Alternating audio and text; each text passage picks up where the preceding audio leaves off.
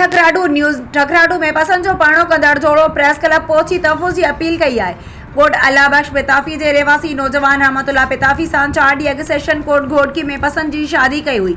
हाणे जोड़ो दरबदरी वारी ज़िंदगी गुज़ारण ते मजबूर है। पसंद जो परणो कंदड़ नौजवान छोकरी सायरा भयो मीडिया ॾों ॿुधाईंदे चयो त मूंखे पंहिंजी रज़ा ख़ुशी सां रहमतुल्लाह पिताफ़ी सां कोट सगोरी में पसंद की शादी कई है। हाणे मुझे मुड़स ऐं उनजे माइटन के मुबारकपुर पुलिस, सुल्तानपुर पनो, अकिल खानपुर महर पुलिस ऐं मुंहिंजा माइट कालू भूरल उबैदुल्ला भयो ऐं ॿिया तंग करे रहिया आहिनि ऐं जान खां मारण जूं धमकियूं ॾेई रहिया आहिनि। असीं दरबदरी ऐं ख़ौफ़ वारी ज़िंदगी गुज़ारे रहिया आहियूं।